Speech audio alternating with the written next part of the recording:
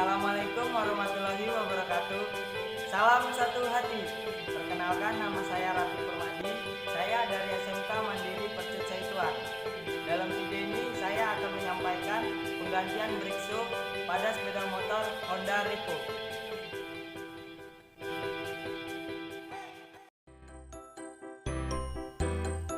Sebelum memasuki penggantian brake shoe, terlebih dahulu saya akan membahas sedikit fungsi rem dan jenis rem pada sepeda motor Honda.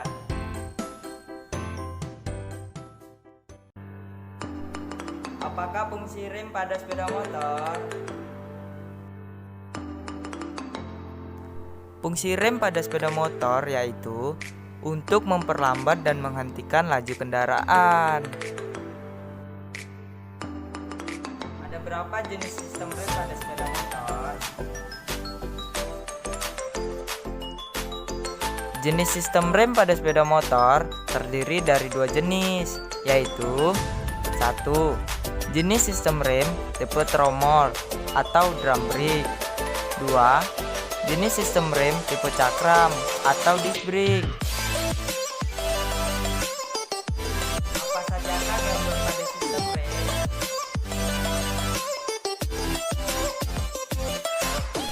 Adapun gangguan pada sistem rem yaitu pengereman kurang pakem atau kurang macet, serta menimbulkan bunyi pada saat pengereman.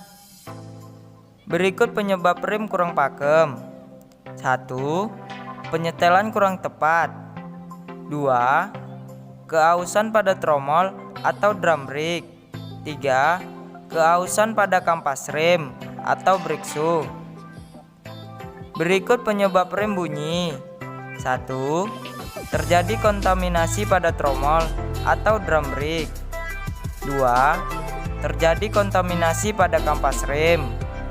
3. Kampas rem sudah menipis. Apa saja hal-hal yang harus diperhatikan saat melakukan penggantian brake shoe? Hal yang harus diperhatikan sebelum melakukan penggantian brake shoe yaitu 1. Periksa tanda segitiga pada tromol. Pastikan indikator keausan tidak boleh melewati tanda segitiga saat direm. 2. Apabila indikator keausan melewati tanda segitiga, maka lakukan penggantian brake shoe. Alat dan bahan yang digunakan saat penggantian brake shoe yaitu 1. Mekanik thruster set. 2. Vernier kaliper atau jangka sorong. 3. Mistar baja. 4. Torsi. 5. BPR manual. 6. Grease. 7.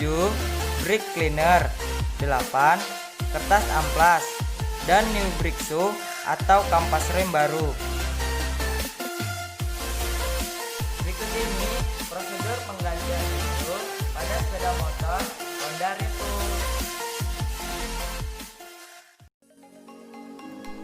Awal mula, posisikan kendaraan pada standar tengah. Kemudian, lepaskan baut dan mur pada poros roda. Sisi kanan menggunakan kunci ring 19 mm dan sisi kiri menggunakan kunci ring 14 mm.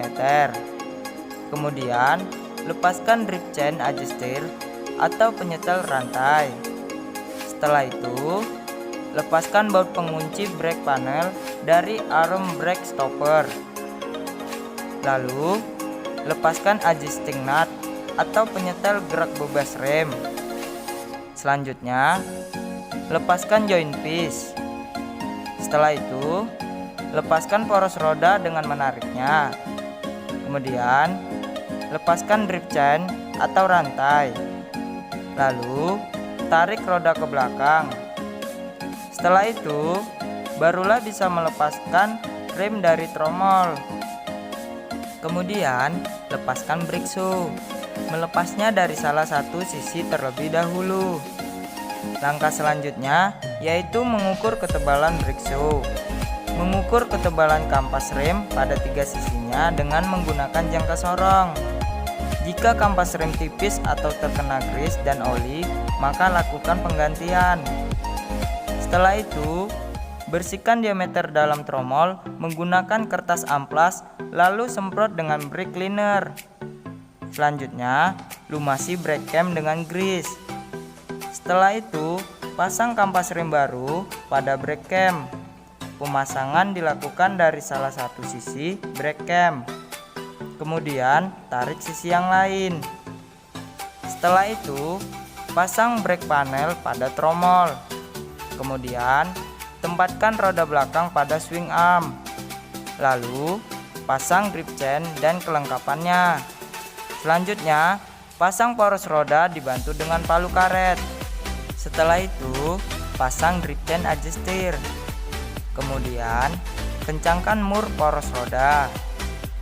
Lalu, pasang kembali joint piece dan adjusting nut.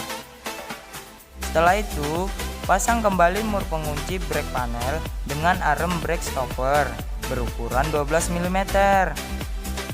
Selanjutnya, lakukan torsi pada mur poros roda sesuai spesifikasi BPR manual. Dan yang terakhir, lakukan pemeriksaan free fly pedal rem menggunakan mistar baja. Apabila pedal terlalu jauh, lakukan penyetelan sesuai BPR manual. Oke, terima kasih.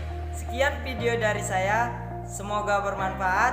Wassalamualaikum warahmatullahi wabarakatuh. Salam satu hati.